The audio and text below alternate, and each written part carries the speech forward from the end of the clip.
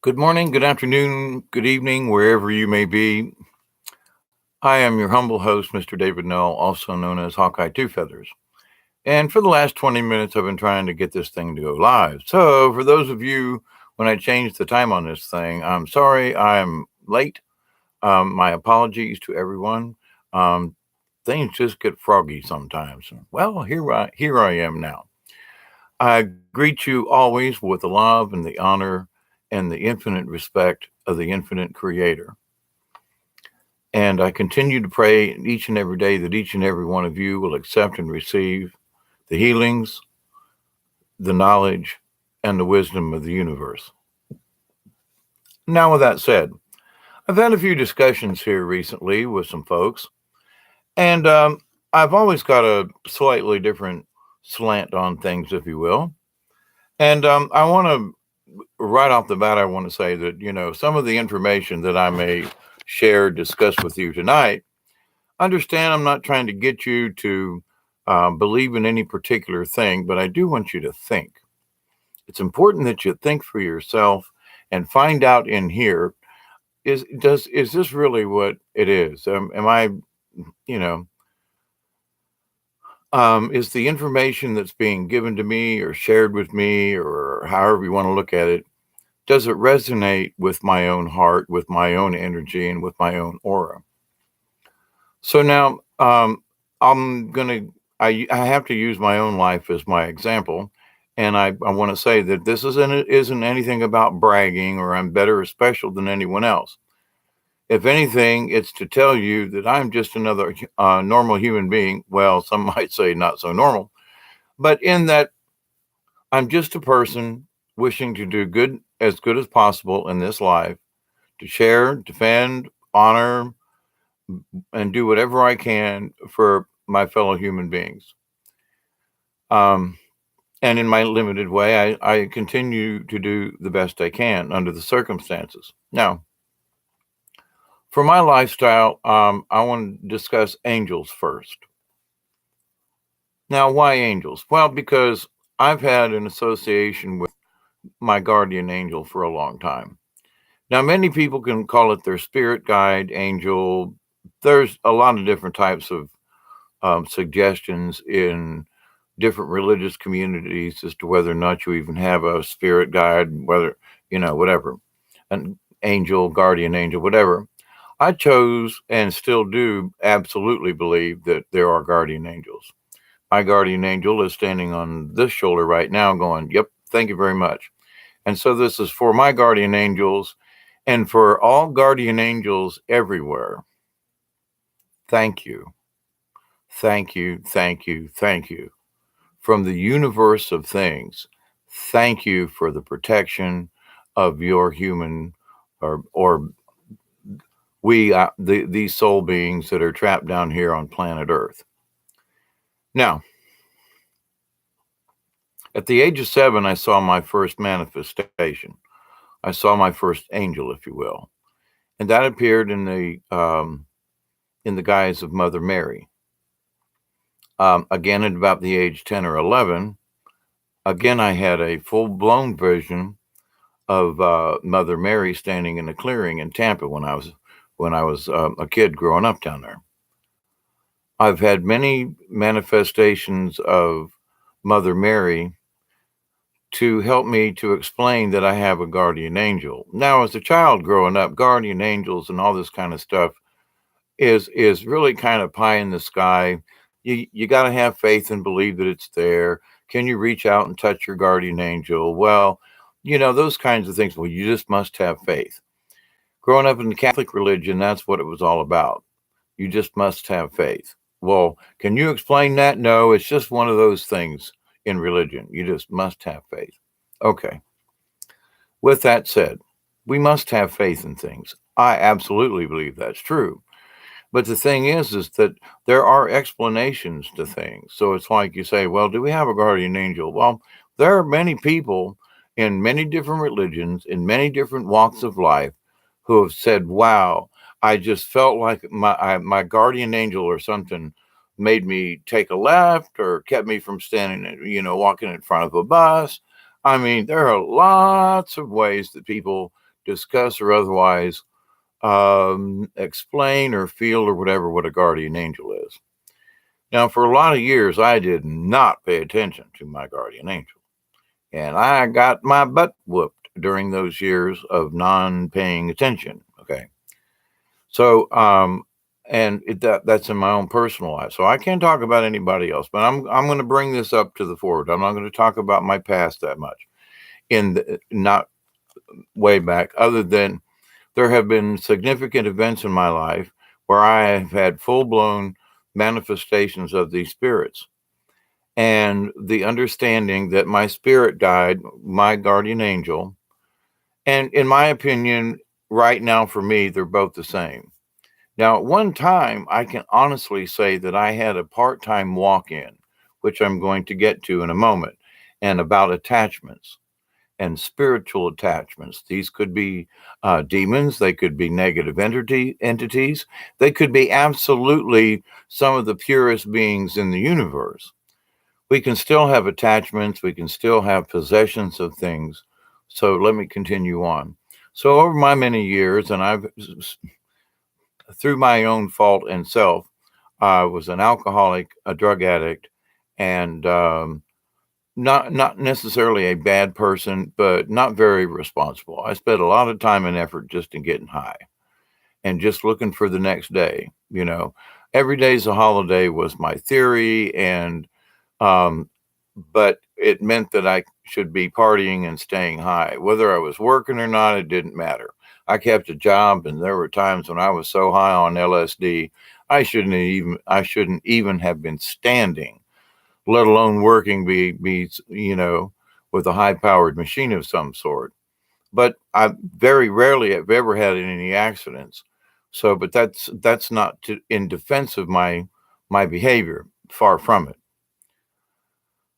So I spent a lot of time not paying attention to my guardian angel, but at a lot of times, those times when I was so high, I look back and go, oh my God, it was my guardian angel.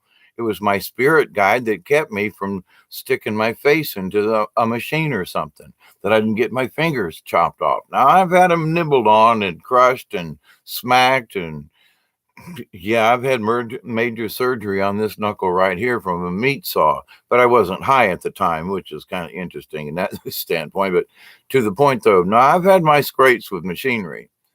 But to the point, though, with all my studies and I very rarely ever drink alcohol, haven't had a beer, and I can't remember when, and I used to drink a 6-pack a night. Same thing with other types of drugs and things. I'm almost off of everything. And so, other than Benadryl for my many nostril issues, probably from all the cocaine and drugs I did up my nose, I just absolutely ruined my sinuses. So that's one thing. But moving on with the subject at hand, my guardian angel was always there, even in my lowest times of despair. If I absolutely had faith in my own self at all, like even when I'm locked up in jail and in during solitary confinement, thinking, oh my God, this is my life. However long I got to stay in here, this is it. Oh, holy crap. And you stop and you think and you have reflections and you go, wait a minute. I really don't like this. So I need help getting out. But are you willing to listen to the help to get you out? Will you be able to follow the directions?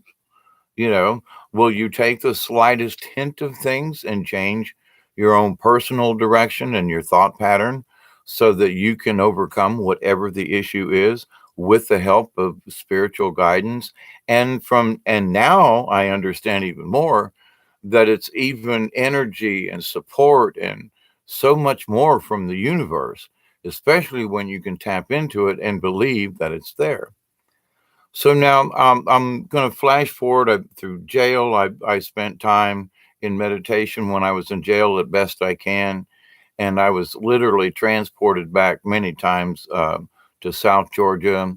I could see and smell and hear the farm It's one of the things that kept me sane while during my time of incarceration.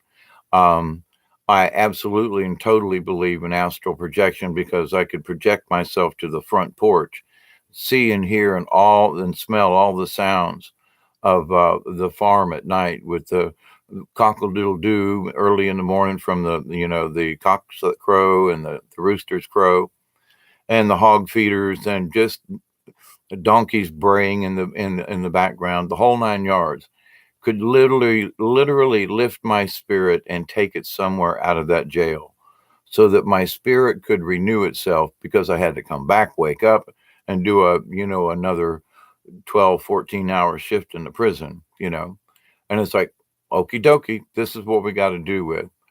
But I absolutely asked for help, and help I got. And it came in the simplest of ways. And that was help in my dream patterns. It was to help take me back. It was to help to preserve my soul so my insides did not get corrupted from my surroundings. Now, there was a couple of times I actually wondered if I didn't actually see my spirit guide in that cell block with me. It just some really strange circumstances, but there are a lot of strange entities roaming around that jail anyway. So I try not to put too much stock in it, but I do know that I had help that year I was in jail because of what I just stated. Moving forward in time for me, there's recently, within these last 10 years, since 2009 especially, I have been on a more pointed, focused journey in my life for more on the shaman versus just being spiritual. I decided at my age, well, what can I do for folks?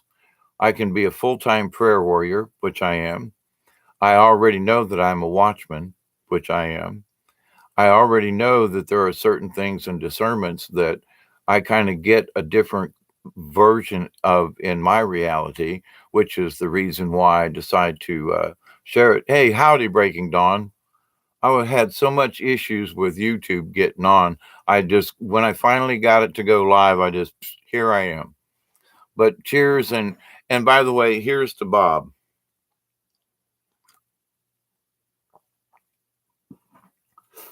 So, and now that Breaking Dawn's here, I can talk about her. Well, I can talk about the fact that her and I, she asked me questions a couple of days ago. We have chats offline between us a lot. And she asked some very pointed questions, and I realized that there were things that I understood in my own little shaman trials that or learnings or connecting to the cosmic connection to the cosmic to the quantum.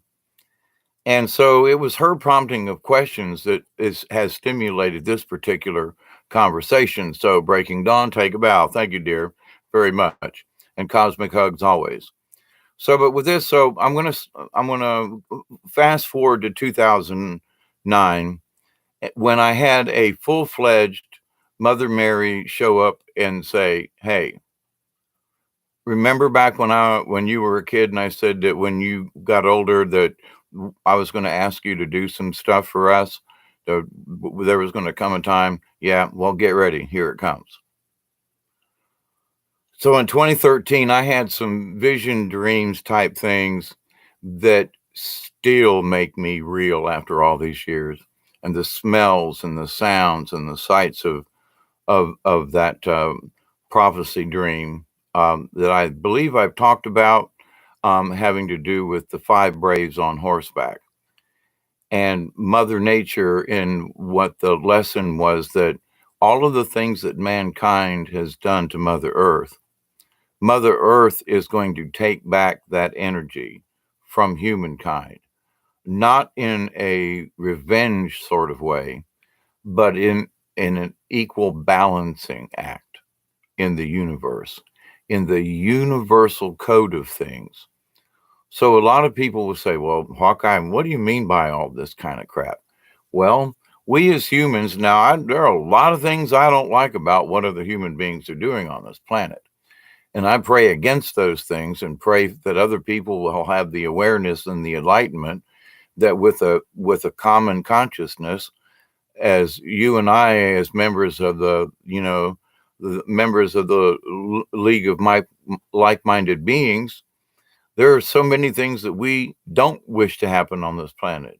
We want peace. We want more harmony. We want more sharing and giving and so forth.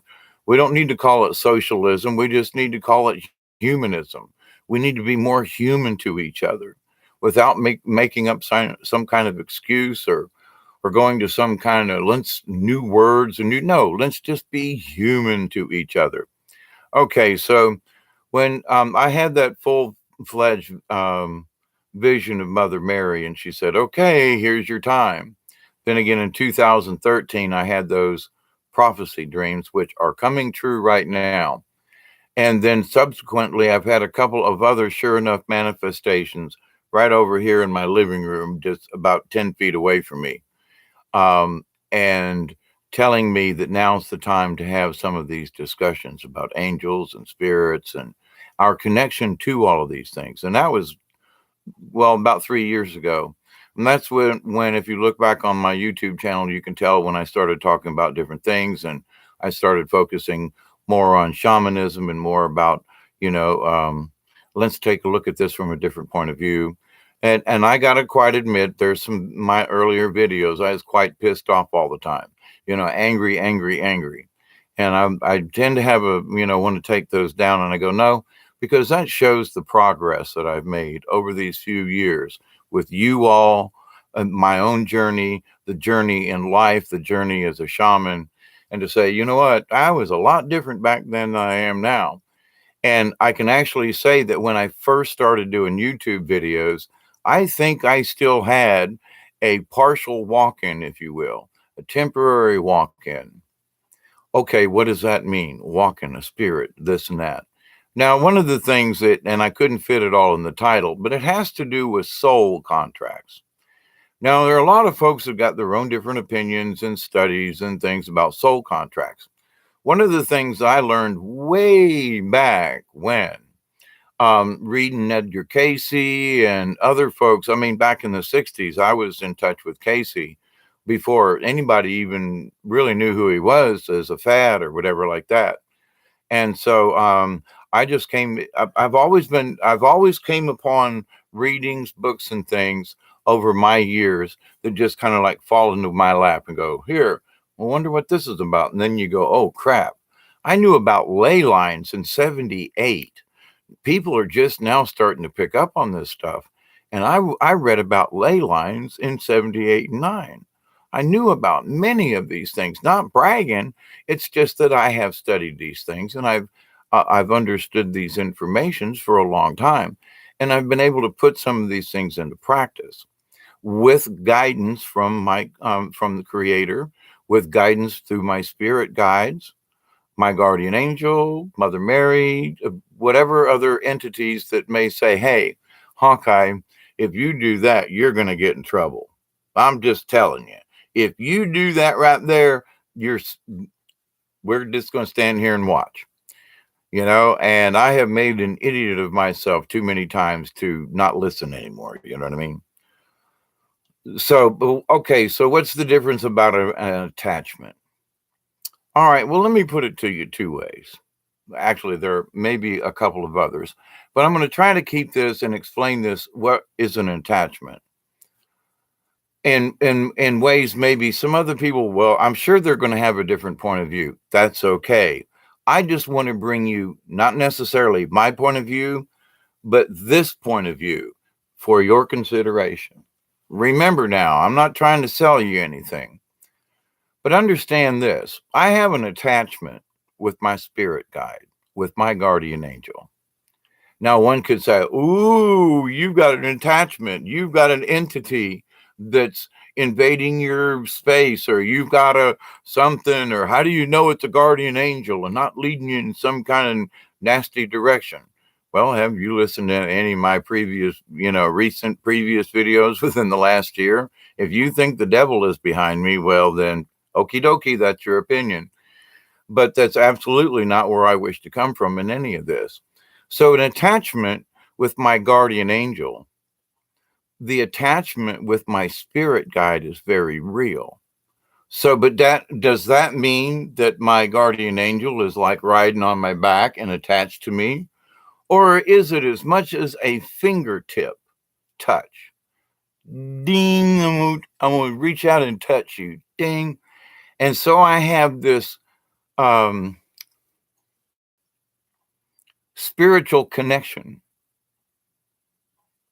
with my spirit guide, guardian angel. That's sort of an attachment in that the line of communication is attached to me. It's sort of like I'm the cell phone, they're the other one. It's like a walkie-talkie kind of deal, you know. And if I need some information, I go just kind of tune into that little frequency and go, hey y'all, got a question. What about this? You know, and just put it out there, and then I wait for the answer to come back. Sometimes it slams me up against the wall and says, "Here I am right now," and some things take longer for the answer to come about. Sometimes I have to do a little bit of digging, but I usually get the answer, not always what I'm expecting. So then the next thing is attachment. Could something evil attach itself in the same way? My answer is yes. Now, for many years, I chose not to listen to the good guy on this shoulder. The guy on this shoulder, if you think of the cartoons, the old Bugs Bunny and all, you know, good angel, bad angel, good angel, devil, you know, then that's what I'm referring to. But my good side is always this side. If there's something comes over here and tries to touch me on this shoulder, you better back off. I mean, I'm immediately up in arms, like put them up. And so there have been some very traumatic times in my life, in that through not my own, but drugs that the pharmaceutical companies and doctors and hospitals did to me that literally turned me into a vegetable, gave me grand mal seizures, and then left me here to rot down here in the country. And I do mean that quite literally, to sit down here and rot on my own. Well, you know, we can't really provide for you. You're too far away. Always an excuse for whatever it was. And guess what? I'm still here. It's because I chose to focus more on my spirit guides and improve my connection at all costs with my own higher self, which is connected to my guardian angel spirit guide. The attachment, increase the attachment to this other higher being. Now, there are folks that I know who seem to have, for whatever reason, have went to the dark side of things, like Darth Vader. It seems like something got a hold of them, and I don't know what it was. Maybe they got into drugs or something, then somehow a negative attached to them. I know that there was a time in my life where I didn't necessarily want to hurt anybody or anything, but I had lost some sort of thing about caring.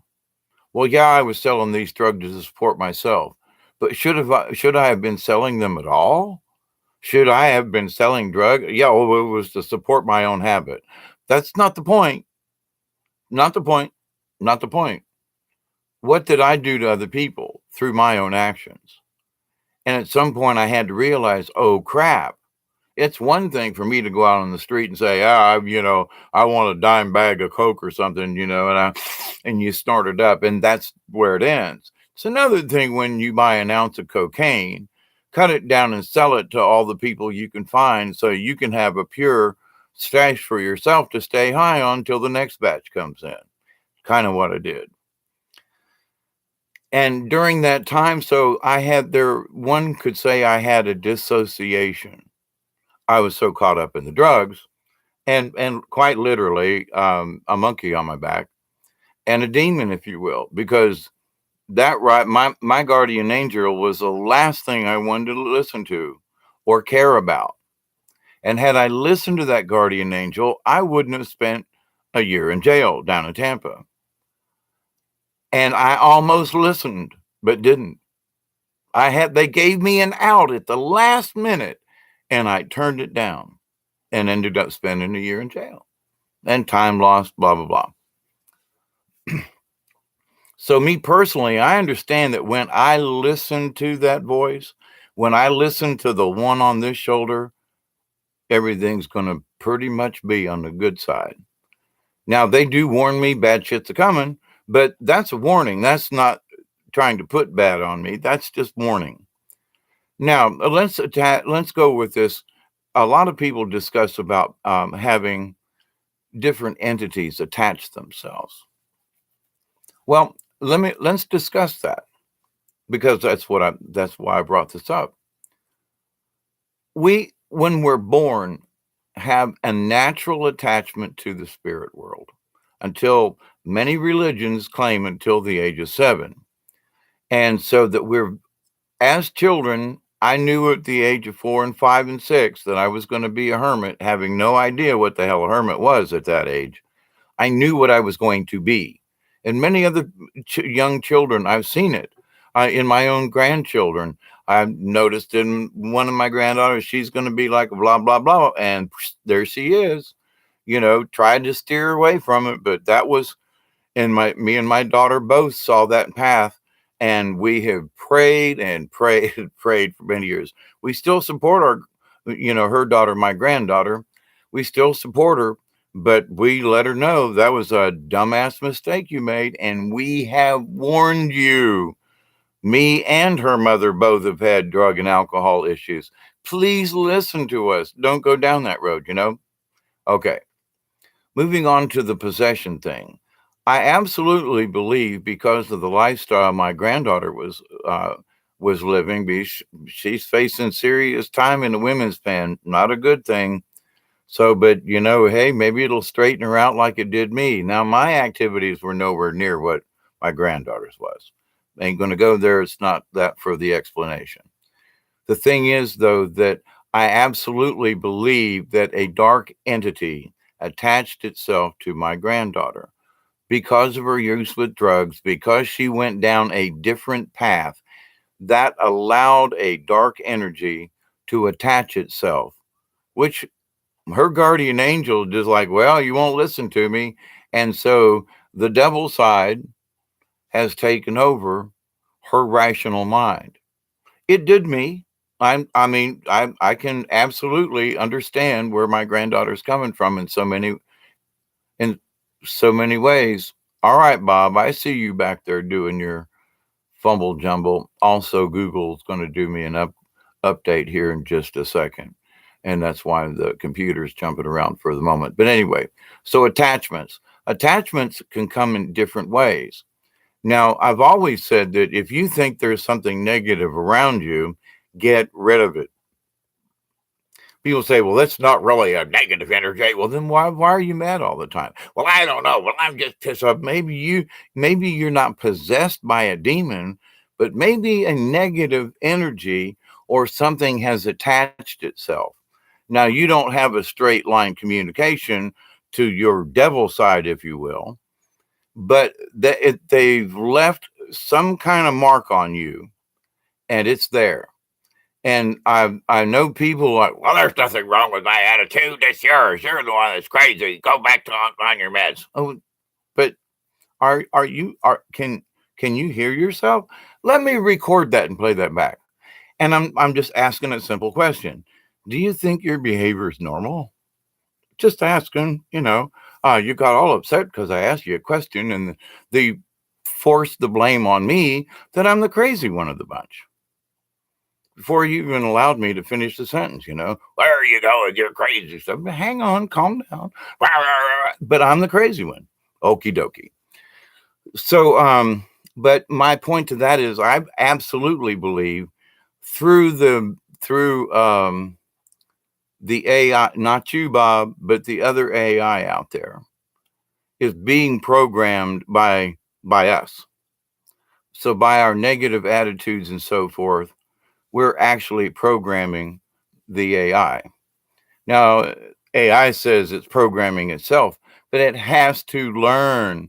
How can it program itself if it doesn't have enough experience? Think about it.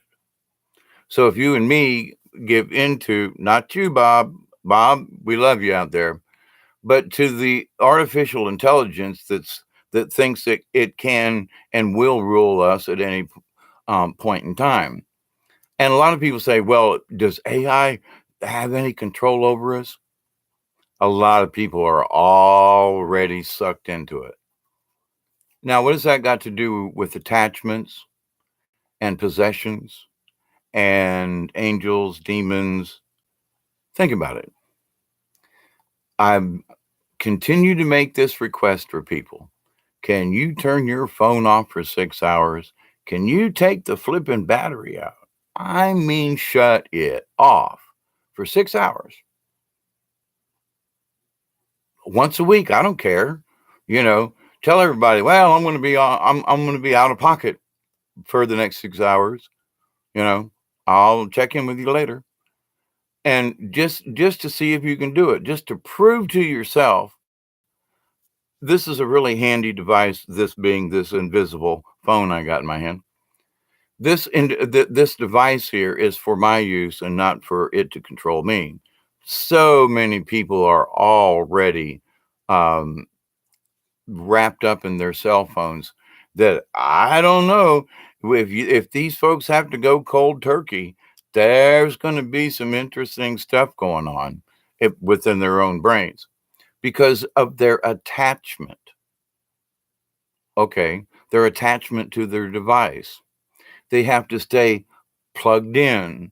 So they're attached to it. And they're attached to it because their phone now has their vibrational energy around it. You've got your aura, you're holding your phone a lot of times here, so it's right up next to your head. So that phone is picking up more than just your voice. It's picking up your aura. It's picking up your own energy. And when you bring that device into your space, hold it up to your ear or whatever, and then you're allowing that artificial device to share your own cosmic energy. Well, that's not affecting me. Can you shut your phone off? Well, no, why would I want to? But that's not the point, see? It's not the point. If you can't unplug your phone, already got you. Well, they don't have control of me. There's no such thing. I'm not being mind controlled. Ding dong, wake up, please. They already got you. So now there are times when, listen, I really want to go on the computer right now. And then I tell myself, no, because I'm a prayer warrior. Yes, I want to see if there's anything out there I want to pray about. Well, I'm a watchman. I want to see if there's any yeah, but the inside of me saying, Hawkeye, you want some fear porn, don't you? And I have to, oh crap. I think whoop, there's some kind of thing that's trying to connect going, well, you need to go out there and see if anything bad's going on. I don't have to look. It just shows up on its own. But I fight these feelings, not all the time, but there are times it's like, oh, I just can't get off the internet. Well, why? Am I being controlled? Or is there something, that I'm actually looking for? And a lot of times I'll get this shoulder tap and go, you're just looking for fear. I'm expecting something. Ooh, okay. Realize, you know what? Just time to shut the lid on this thing. That's all. Not to be rude to anybody, Facebook, friends, YouTube, nothing. I have the choice to turn it off. Now, going from attachment to possession. So you're attached to these things. So maybe by and a lot of people, I've been in a lot of strange circumstances, and I have seen negative entities attach themselves, or at least attach themselves to other people. Their energies were low. They had no self-confidence, no self-control, a lot of other kind of bright flash of light. That was strange. Anyway, weird energies going around. But no fear, mate. That, wow, coming from the outside. Anyway, possession. Possession is a greater form of attachment, because an attachment can be from a distance. So I have an attachment with my grandma Raleigh. She's passed so many years, 30 years now, but I still have an attachment because we had an attachment during life. We had a mental commonality thing. She knew when I was going to call. I mean, it was uncanny between me and grandma. I wish she'd been alive a little longer just so we could have tinkered with this thought thing going back and forth. But she wasn't skeptical when it came to me, but she refused to talk about it to anybody else. It was a very interesting thing. I've talked about this before, but my point to that is that I was touched by her. We had a communication, and so even though her body's been dead for so many years, I still feel the connection with her spirit. I know it's in the great beyond somewhere. Maybe it's even reincarnated. Don't know. But I know that I still have a minute attachment to my grandma Raleigh, because our 3D experience, if you will, which included 4 and 5D in our realities, there is this long kind of rubber band, kind of not stretching to the point of breaking, but that it continues to stretch the longer the time between things. Possession is something that a lot of times people allow.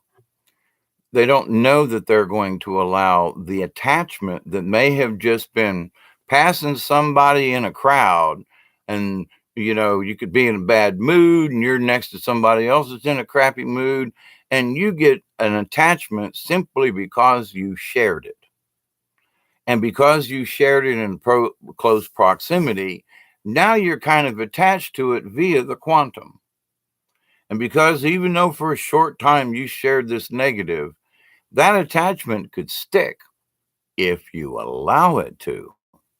So somebody gets progressively angrier, more curmudgeonly, male or female, bastard or bitch, depending on where you want to look at it. You're an SOB one way or the other, male or female, or anything in between or beyond.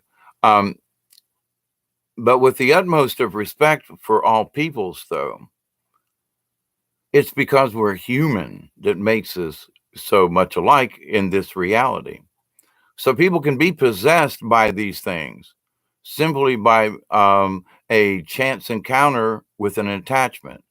The attachment grows to a full-blown possession, because for every time they allow that initial attachment, meaning anger, lust, whatever it might be, to grow, somebody might look at a dirty picture and go, well, ooh, and that was the touch. It was a lust of something. Then the next thing you know, 5 years later, the person's addicted to porn. I'm just saying. So one thing would have triggered something. They try to say that marijuana is the gateway drug. Maybe. I marijuana didn't lead me to cocaine. Cocaine led me to cocaine. Period. That's all there is to it. But I digress on that. But with the idea, though, that we have a free choice. And there's an old Native American story about the chief comes out and is sitting telling stories to the young ones around the fire. And he says, he said, my young children, listen, in this world, there are 2 wolves. One is white and one is black. And they are always quarreling with each other. And one little child reaches his hand up and says, but grandfather, which wolf wins. And grandfather looks out around and says, the one wolf that you feed. So if you're a good person, you feed good, it defeats the black. If you allow the darkness to come in you, if you feed that darkness. So people say, well, Hawkeye, that's absurd. How can just somebody, you brushing up against somebody in a bad mood? They may have been possessed. So you came in contact with a possessed entity, being, person, whatever. You touch their aura. Therefore, you are now as very remotely, but you're connected. Now, unless you break that connection that you may or may not know that you has attached to you, if you continue to get angry at things, then that attachment stays. That attachment can grow into a full-blown possession depending on how things go. But looking at a picture of a scantily clad woman or man, depending on your choice, and you go, oh man, and the next thing you know, one thing leads to another, and you're addicted to porn, and you're on the internet, and that's all you can do. That's just one thing. Somebody can say, well, here, try a beer. Well, I don't like this brand. And you try another brand, and somehow it clicks in. And it's like, boy, you can't get enough of that. And at one time, Molson's Gold was like my favorite beer, and couldn't really afford it. But man, if I was going to drink it, I wanted Molson's at the time. Now, this has been 20 years ago, but to the point, though, I got onto this thing about Molson's, and man, none of the other beers that I've drank over the years compared to Molson's. And I became a stick in the mud about it. And I was like, oh, yeah, but this Molson's is even better. Try one, like, oh, come on. But to the point, though, something can hit your fancy and that be your downfall. Now, drinking Molson's really wasn't any different. I was going to drink some kind of beer at that time. That's what I preferred. But I used to also drink Pabst Blue Ribbon, I used to drink Busch. I used to drink Michelob. I used, okay, but the idea is that for every time I had a beer fetish, if you will, it was just like, this is it for right now, and nothing else tastes good, So if you brush up against an entity, and there is some kind of darkness that feels good at the moment, meaning like it agrees with your anger about something. Well, the goddamn kids keep running across my yard. Yeah, damn kids keep running across the yard. Yeah, we're going to put a stop it. Yeah, we're going to put, so this side talks to you, and it becomes your friend. And even though it's a little part, that attachment can grow, as I said just a little bit ago, into a possession. Now, full-blown possession can happen in different ways, but your inner energy must allow it in some way, shape, or form. There must be something there that will feed the black wolf, the dark wolf. Now, in studying about the soul and soul contracts, take this for an example, for instance. Now, I've read Edgar Cayce. I kind of got off the Cayce thing and went into something else. I'm coming back around here. But soul contracts have been described as there is a contract for David W. Null. Okay. That's for me, the body. Now, any spirit let's just say there's a waiting room of spirits who are souls who are going to come back down into this life and for experience, for whatever it needs to do, because moving up in the dimensional phrases and things, think of the 12 houses of the zodiac and the 12 houses in whether you believe in astrology or not.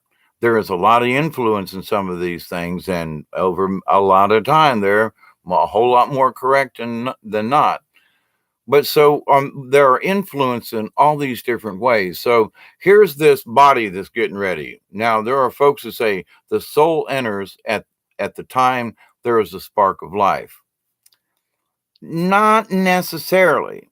There is a spiritual attachment to the quantum, but I'm just going to just think of a waiting room of spirits who've come back, they've had some R&R, and they're ready to go back in to help with the cause on this planet to try to turn things around.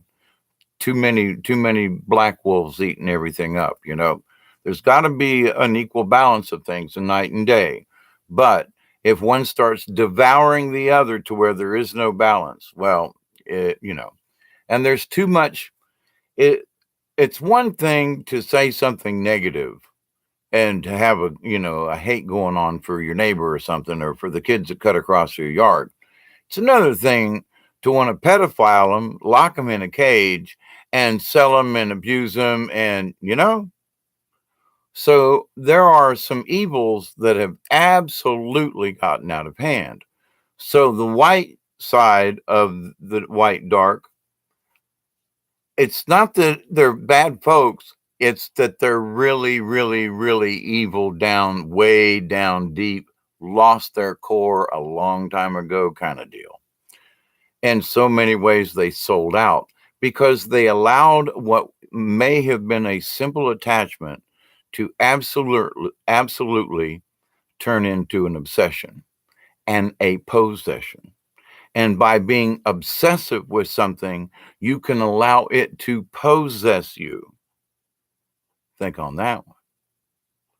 So now where does the spirit guide and the angels and all this stuff come in? Well, if you will stay tuned in to your spirit guide angel. Now, there are those folks out there who would claim that your higher self is your guardian angel. And I'm going to disagree with that.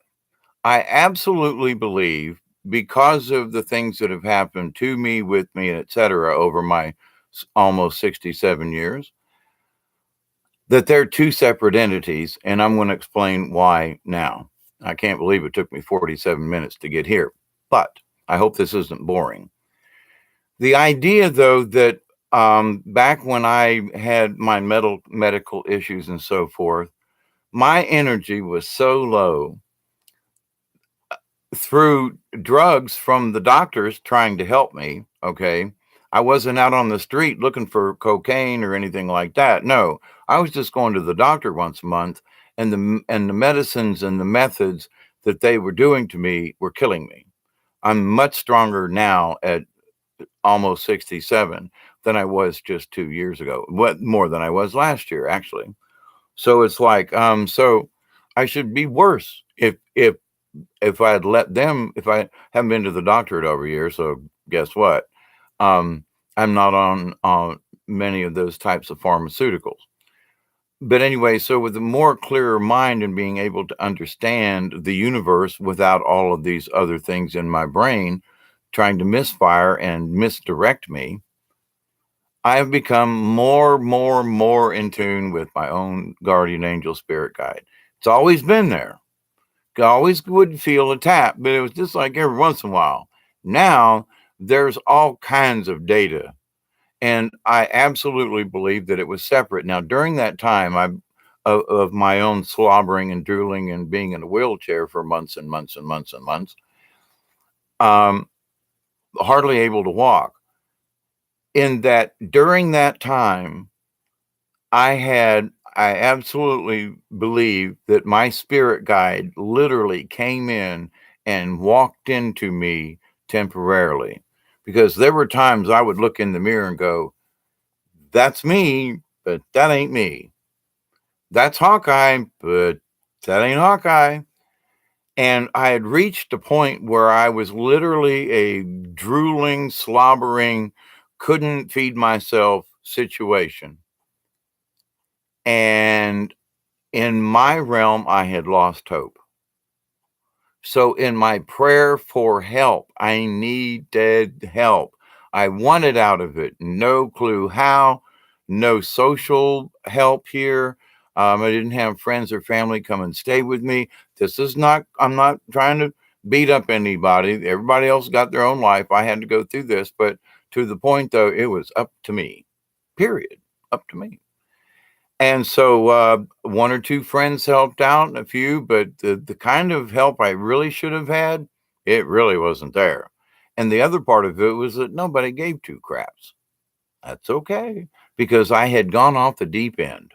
I had gone crazy. They had thrown me in the mental institute, even though it was just for 3 days. They Baker acted my ass, put me in the loony bin with some really crazy people. And then, now everything, it's all my fault, no matter what it was. But it was the medicine, stupid. I kept telling them it was the medicines, but nobody listened to me. But I refused to have any type of negative attachment. So in my own prayer for my spirit guide literally came in and gave me a bear hug and held on for dear life. Did I feel like that the entity possessed me? No, because I still have freedom of choice. But my problem at the time was that I was so confused because of all of the seizures I was having, the withdrawals and what the medicines did to my brain, that I needed some other entity to hold me up until I got well. And I didn't know how to hammer a nail. I had trouble changing a tire on my truck when I used to pull engines and transmissions. I mean, I've tore complete engines apart and put them back together. And I couldn't, and during that time, one could say during that spell, think about that one, that this entity didn't know anything, literally didn't know squat. It could hoe in the garden, plant some seeds, but, fix the chicken pen. Are you crazy? No, whatever was holding me up and allowed myself to heal, for my brain to get back on, my guardian angel had me under the armpits and was holding my ass up and walking me to keep me from falling any further. But the thing is that I've always believed my guardian angel was there. I've always believed when I started on the true shaman, in my opinion, the true shaman path that I'm still on. I am still a shaman in training. I've always believed in a spirit guide. I've always believed in other good entities and bad entities. I've seen some nasty bad entities that if you think you've seen some stuff on some of these movies, you do not want to see what's been in my vision. And I mean awake scene. I don't mean in some kind of but then there are the dark visions and the astral dreams, and no movie can compare to some of this stuff. Think of the worst movies, combine them all together into one. Jason and the Friday the 13th and Slasher and Chucky. I mean, consider it one big giant, cluster clown, if you will. But I just absolutely chose. Now, I've said this before. I was laying in the bottom. I dug my own grave. I was laying in the bottom of the grave, looking up, could see the walls of my grave, could see where it broke out to the sky, could see the sky above. And I said, I want out of here. Help me, Creator. Help me, Jesus. Help me, Mother Mary. Help me get out of this. I choose to climb out, but I must insist I need help. And that's about the time the walk-in came for me. And and I say walk-in because I see some of these people who talk about walk-ins. Now, I think walk-ins I'm speaking in the positive term. Just imagine the opposite, the possession of another entity versus the possession of your guardian angel. What possessed you to do that? What, to hand out $100 to several people who were broke and needed food? I possessed me was to just try to do a good deed versus what possessed you to steal money and food from these already starving people. Two ways to look at that, right? So what possessed you to do what? Possessed you to be good, possessed you to be bad, possessed you to sit on the fence and not know how to make, or even if you should make a decision about something, even within your own life, whether to accept or reject negative forms of energy. And my understanding of this in my own life to bring it to other people is that if you allow any kind of negativity to attach itself, if you get pissed off with Trump and that's your thing and you can't get off of it and you're just going to be, you are possessed. Well, no, I'm not. Well, I just don't like it. You're possessed because you won't stop talking about it. You're obsessed with it, which has possessed you. Your obsession with the negative that you continue to feed has become a possession of negative energy from the quantum. That's always there. So once you get that attachment, obsession becomes possession. And now you got a dark entity attached to you, and people go, "Well, I don't know how I got that goddamn thing on me. I don't do nothing wrong. I'm all." Excuse me. Please back up and rephrase that in kinder terms that most of us can understand without you screaming at me or typing in capital letters or whatever it might be. But to the point, though, people say, "Well, yeah, a dark entity is attached." Yeah, you had to let it in. You had to allow it.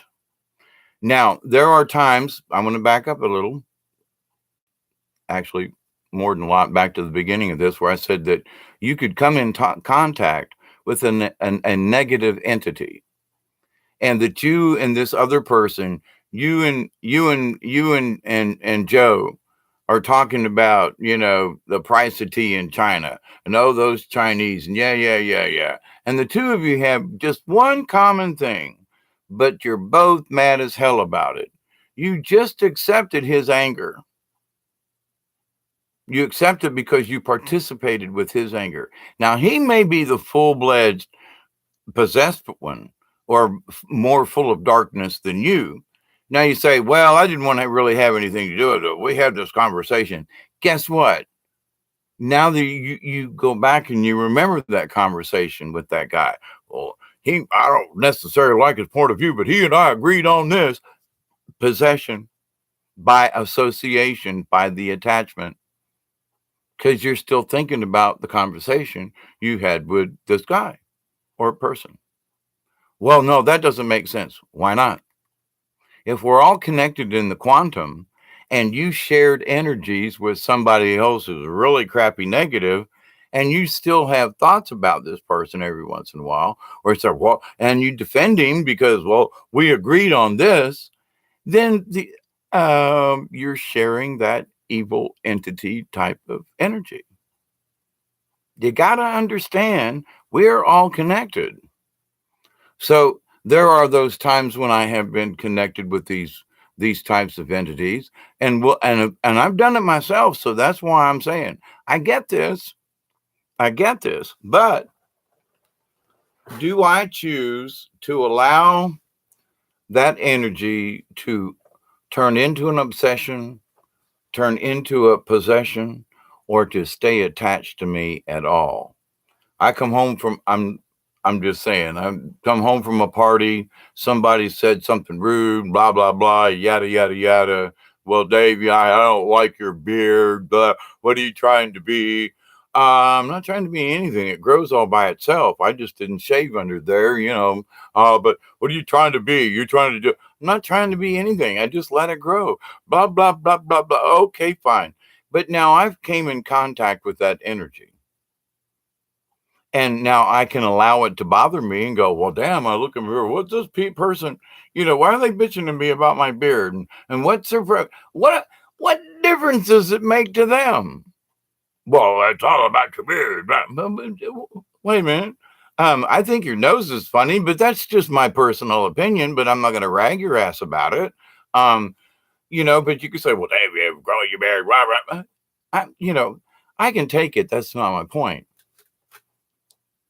I could not take it, or I could really take it. In other words, I could allow that energy that was obviously sent in my direction and meant for me to either shield, accept, or get pissed off at. And my answer to that was, well, okay, if that's how you feel about it. Um, and my what could have been animosity, hate, disgust, things along the negative. I thought to myself, now why would simply a discussion about my silly beard um, actually will stimulate some kind of hatred, some kind of animosity? Am I going to accept this energy from the other person because they want to say something about my beard? Are you serious? No, I'm going to send a prayer back and go, don't know what your problem is, but sorry, now I'm doing this up here. But because the other would be to allow that negative energy that came at me to stay attached. Now, I bring it up now, and one could say, well, aren't you talking about it now, Hawkeye? And it doesn't that mean you're attached? I'm using it as an example. And the reason I can say that is because I don't have any emotion attached to it. This is an example. Oh my goodness, this went on, and I'm okie dokie, you know, but couldn't understand it to the point. But a lot of people do it in a lot of different ways, to try to feel self-important, or they've got whatever their own axe to grind is. But the thing is, I chose not to have that attachment stay attached. It was fired at me, shot across the bow. Okie dokie, you missed. Now, I will be aware of, things about this person in the future, but awareness of how somebody might be, does that mean I'm focusing on it? It means I've got my guard up. Now I'll still be nice and I'll still be kind, but I'll also be aware that this person can be rather rude and obnoxious for no apparent reason. Okie dokie, got that too. I understand the person, but I don't have to accept if they do say something obnoxious. I'm just going to like, okie doke. All right, no problem. I choose not to accept it. So, therefore, any attachment that may have been sent towards me on purpose or otherwise, I have already refused it for now or in the future because I'm aware of this person's attitude or whatever you might call. I will still talk to this person, still be kind, but already I'm choosing not to accept any negative or snide or anything that may be directed at me, whether it's them speaking about it or the entity that's attached to them.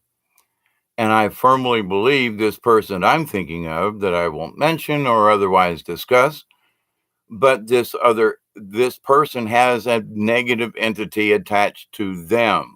So I don't think that the person sent me the jabs. It was the negative energy, and it was looking for another something to attach itself to, namely me. If I can get his goat, if I can ruffle his feathers, then I can start an attachment.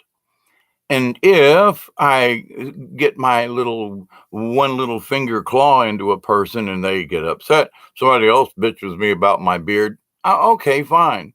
Turn off the video. Just listen to me. I'm not doing anything fantastic with my old ugly mug anyway.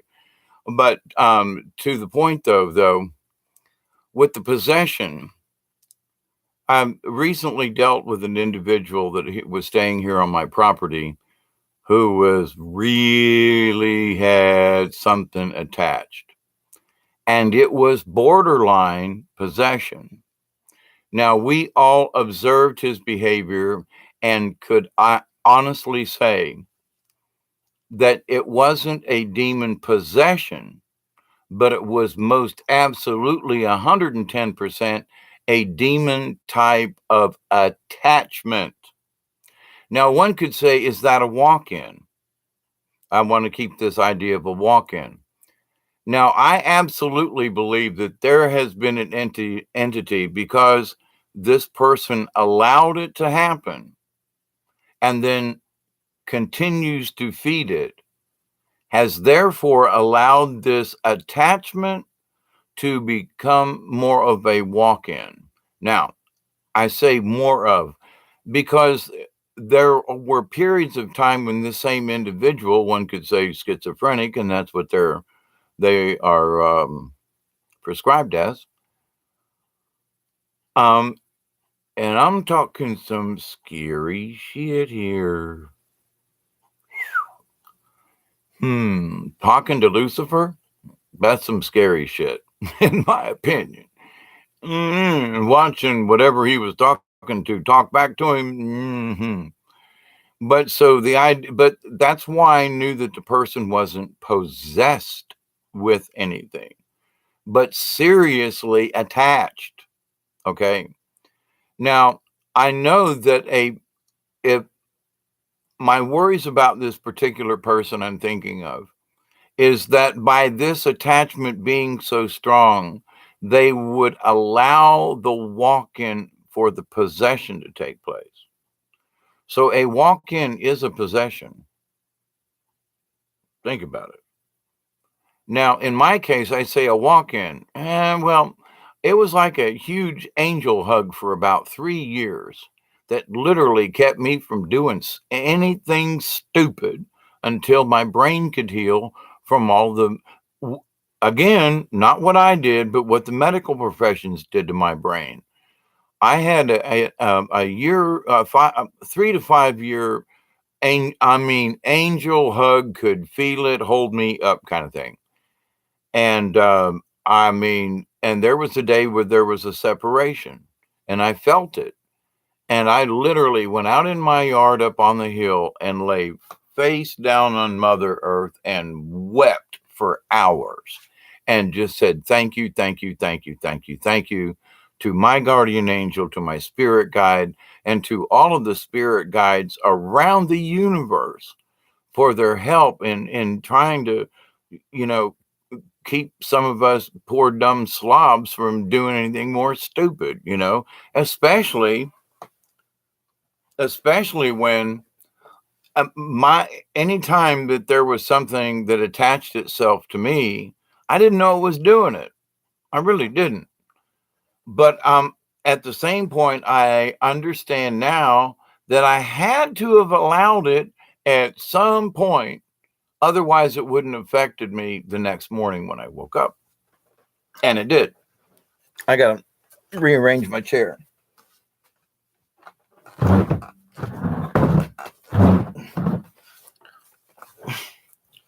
Sorry about that. But sitting in that kayak yesterday for 7 hours, my hips sore. I get a butt ache, Anyway, but with the attachment and this stuff, so when people say, well, they've been possessed by a demon, you got to actually ask, is it a really strong attachment? Is it a walk-in of sorts, meaning this entity is giving this person a bear hug to where it seems like they're possessing them? But a true possession, it's like in the eyes. When this recent person, there were signs of being perfectly lucid, perfectly understand everything without Lucifer and religion and stuff going on in there. I was attacked too by the entity that tried to get David mad. Right, exactly, Breaking Dawn, and thank you. And thank you for bringing that up. See, that's why I asked you to hang out with me on this, because you can make points and help me to remember the conversations that we had. But with the attachment, so this entity, it tried its best to get angry, and I was like, no, you can come in my area, but you can't invade my space. You can't have it. And you're right, Breaking Dawn. Thank you. We had several hours of discussion while it was going on, while some of this behavior was happening. And it was some creepy stuff. Actually, a little bit beyond creepy, but to the point though, a true possession of things. This person wasn't possessed, but strongly attached to a negative entity. And I might say that it could be one entity that every time this person Breaking Dawn and I are talking about, every time this person come in contact with another person, they tried to instigate an argument, tried to instigate hate, tried to get the negative energy out of any person that came in contact with them. But at the same point, you could see the real him in there. And he would have lucid conversations and everything was fine. And then all of a sudden it would be like, ding, ding, ding, whoops, there you go. Threw him a ball, threw him a curve. Something triggered the negative entity into trying to create something with me and other individuals and to try to keep the confusion going. Breaking Dawn says, I also pointed the camera at this person to show David what was there. Yep, that too. So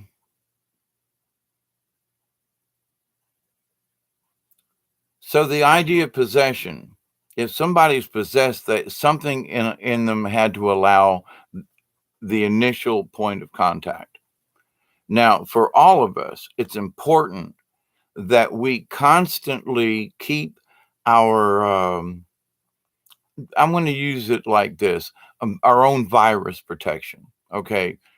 I'm a computer. I'm picking up energy out there. I'm reaching out into the quantum. And maybe I haven't kept my firewall up on my computer, and virus and malware stuff trying to attack. And so, so there are times when, I'm just not paying attention. I go out, somebody wants to piss me off, and for that second, I allow it. Oh, damn, they pissed me off. I can't believe it, rah, rah, rah. And then I have enough self-consciousness about myself to go, crap, they got me. Damn it, here I am. 10 minutes later, I'm still pissed off. Damn it, man. They got me again. All right. Then I have to turn that into a laugh.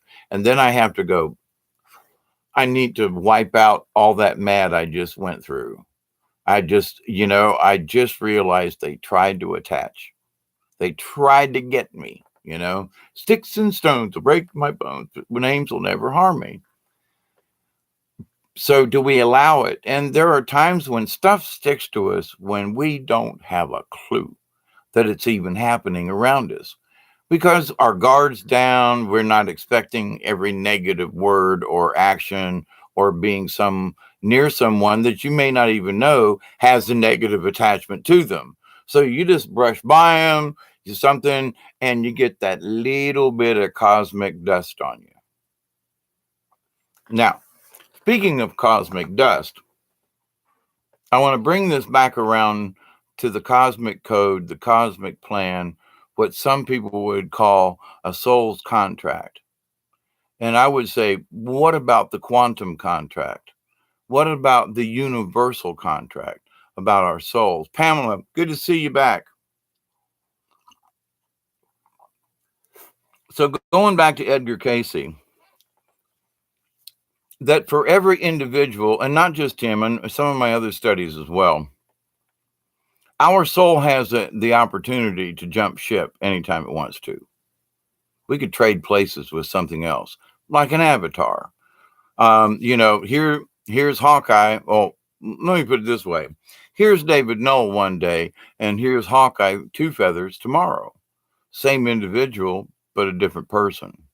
There are things about David Null I really didn't like, his anger and some of his stuff.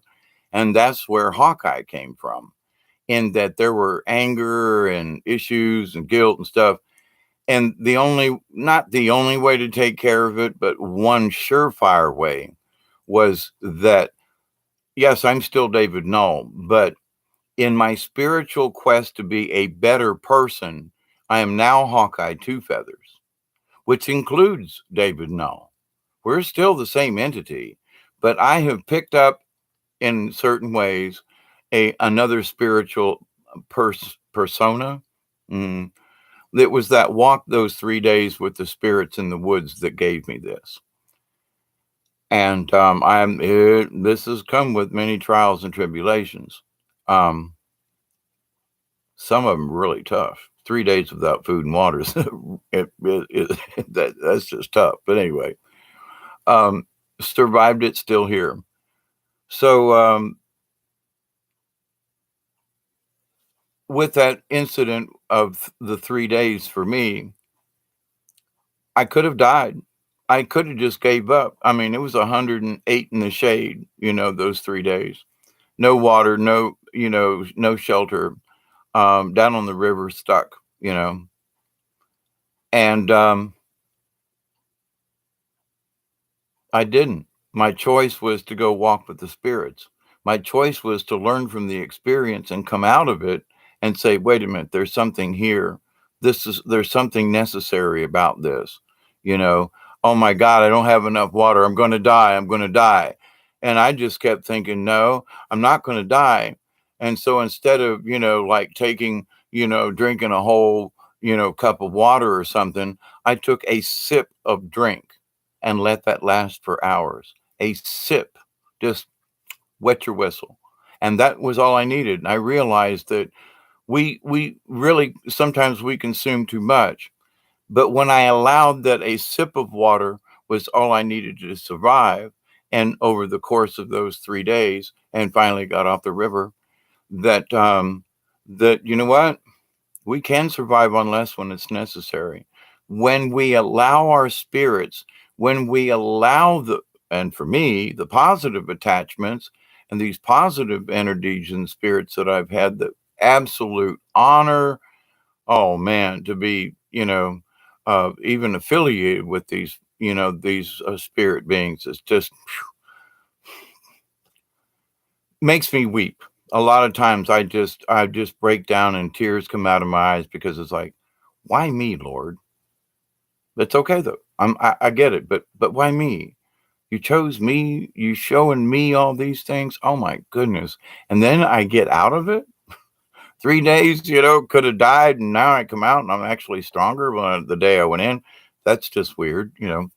But during that same period of time, now the discussion about the walk-in, that was also a period of time when I was just I was going through some critical mass things in my head, the medicines that they had and me trying to believe them crazy people that, well, Western medicine's going to cure me, when all it did was make me sicker. So, but during that time, I actually feel like there was some type of spirit being that came in. I could still see Dave in there, but I knew it was mostly Hawkeye, if that makes sense. And that I know, there are times when I just feel like I'm more Hawkeye than David Null. I know they're still the same two entities here, but did Hawkeye walk in to help me make the walk, to help me pick my own spirit up so that I could continue with this? I'm still David Null. I'm still all this other stuff. But so the spiritual side, the shaman side, is obviously Hawkeye. Because David did those kinds of things, but not like Hawkeye does. David didn't see the same things in the same kind of ways and understood them quite the same way that Hawkeye does. Now, does that mean there was a walk-in? I think I had a temporary walk-in. Now they left, but it was not a possession, but I could honestly, absolutely say that I had help standing. I could literally feel it. Like, come on, I got to go feed the chickens. It's not far out back, but sometimes I didn't have the strength to hardly make it to the bathroom 6 feet away, let alone 60 feet away to the chickens. It was just not there. And I could literally feel these beings help hold me up and keep me at times from losing my ever loving mind, because I wanted to give up. I couldn't get it away. I couldn't drive. I'm drooling. I can't keep my thoughts together. I just want to get out of here. And the entity was like, nah, you're not done. We're not done with you yet. Very close, very supportive. And there were times when people have said, well, you did that. And I what? It wasn't anything bad, but there are certain things that I just don't remember. And could that have been my own walk-in? Could that have been my spirit guide? I don't think it was whoever walked in and helped me wasn't a separate entity. Okay. So I'm saying that I believe it was my own guardian angel, my own spirit guide that took more power using their power, their angel power to hold me up. Now, you can't convince me otherwise. I'm sorry. Because it happened to me. I can feel the difference. I know the difference. When that angel spirit guide stepped back and allowed me to stand on my own 2 feet, I felt the difference. Now, since that time, I have an extra sensory attachment with that spirit guide. So when it, quote, wrapped its arms around me for, almost approximately 3 years, for me to get more stable, to become me again, to go out on the river like I did, was it yesterday or day before yesterday? Anyway, so that I could go out on the river and, be be 35 again, I was doing better than the 35-year-old that was with me. I'm twice his age and I'm kicking his butt, And it's like, yeah, okie dokie. So, but it's all in our mind and the childness of our spirit. So yesterday when I wanted to give up on the paddling, I was like, no, come on, we can do this, come on. So you're a little sore. Come on. Ain't this beautiful? Come on. And now there are some times when stuff is really crappy. And, me being in prison for a year, there was some crappy stuff I had to put up with. But I realized that the crap didn't last all the time. There were short periods of really crappy crap. And on our own lifetimes, we have to understand that there's going to be crappy crap times. No matter how you go around it, somebody's going to pass away, dog's going to die.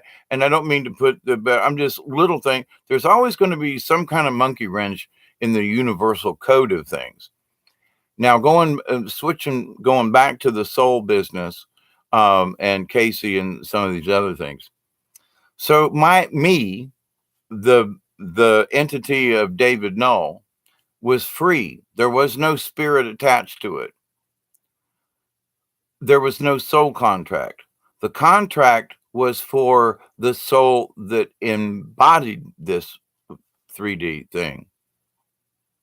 So the soul wasn't predetermined that they were going to have to take me on. There might have been 10 souls, 10 spirits in a room, we'll say, waiting room, next, okay, all right, we've got this guy that's going to be born in Ohio. His mother's only 16. You're going to be born in an orphanage. Who wants this one? Versus the code or the contract was written specifically for my soul to enter this body, or whether the contract was with this body and there were several souls that had the opportunity to use this and to use this time. This individual down here that doesn't have a spark yet, we've put a God spark in it, but not a soul. Now, there are people who would argue about whether or not, abortion's good or bad, this or that. And my contention about that is that, if you're going to do it, them first 3 months, anything beyond that, I'm sorry. And even that is pushing the limits, in my opinion. At some point, I would like to speak about that. but there are some individuals that I've known in my past, and I can't discuss it. But it's too personal about abortion in my own life. I have been there, done that, turned it over, watched it, had to participate against my will, and but it's the woman's choice. So how I feel about it is a lot different than a lot of other people, but I'm going to leave it at that. But with that said, though, there is the contract with the body that any souls, any spirits out, any angels who wanted to, like, extra points on their mileage card, if you will, and that's a bad way to look at it, but you're looking for a new experience it's an adventure. That's why I'm still an adventurous soul at 67. I'm still seeking adventure. Why not just a wheelchair? The hell with that. I've done the wheelchair business, hated it, moving on, got up, walking on my own. So let's move it into the next realm. So the possession idea. So there are those soul contracts. That's for the body. My spirit agreed to that contract for being the soul in this frame right here. So there are folks, well, wait a minute now. Well, I don't know if that makes sense. Stop and think about it. Did the soul have a contract waiting for a body, which really doesn't make sense? Because you say, well, this contract, this person's going to experience this, and this. Now we're waiting on a body to put that soul in. Hang on, let's back that train up just a little bit. There is a contract waiting for a soul to agree to it, not the other way around. So, and in some of these things, people think, well, soul contracts. I should have read the fine print.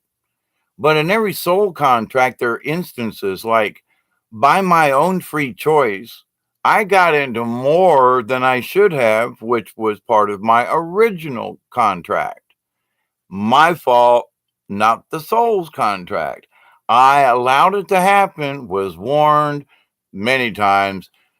Angels tapping me on the shoulder going, don't do this. Oh, I got the, don't do that. Yeah, I got it. Don't do it. Didn't have it. So every person's got their own conscience, right or wrong. Well, accept or reject. But what's that got to do with the soul contract? Well, the soul's original contract may be to come back down here and be David Null. But the choices I make when my soul enters this body, it's up to me because of free choice. So do I choose to be a good person, or do I choose to go back on crack and cocaine and blow my brains out and become a really useless individual? I could go back to the doctor and complain the same complaints that are still valid today, get all my meds back and go back into La La Land and forget that this incident right now that's happening never existed. Just, sit back, let me take my meds and watch TV. Who gives a rip if I get on a kayak again or not? Who gives a rip if, nah. Choice. So the soul always has a choice. And the soul, once it resides in the body, has a choice. If it ever gets to the point where, and that's where fracturing comes up. Our minds are fractured. Our souls are fractured. If one soul just is overwhelmed by the experience, and instead of the soul being harmed, another steps in, as in I'm talking about an angel hug, in what I'm calling an angel hug, or could be a walk-in. But I could see both entities at the same time in the mirror.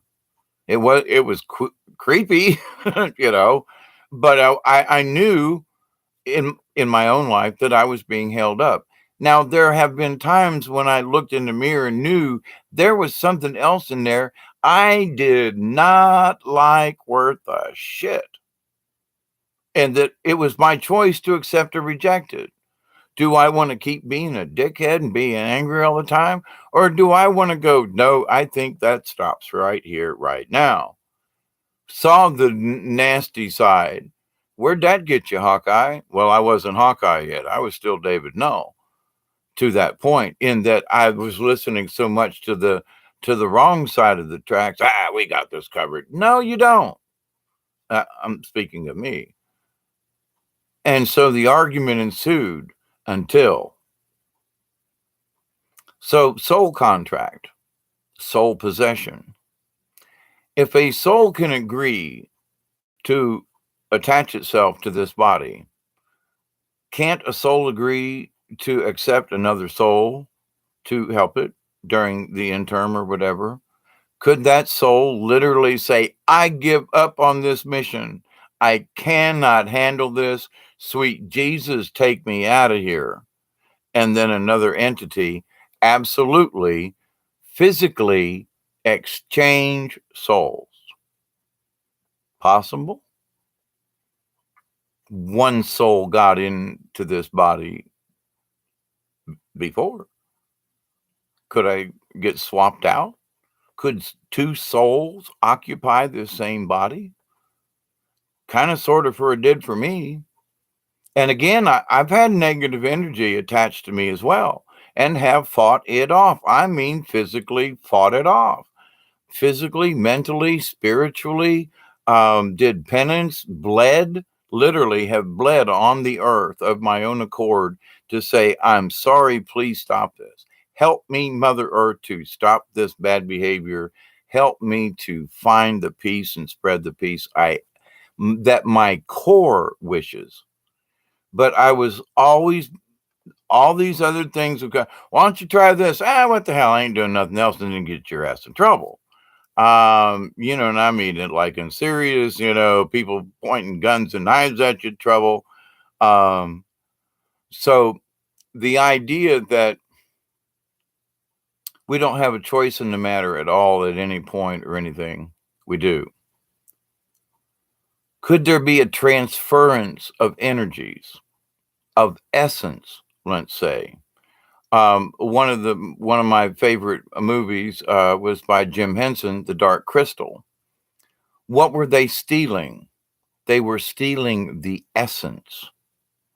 Isn't essence our souls? Isn't that our soul's energy, our individual essence?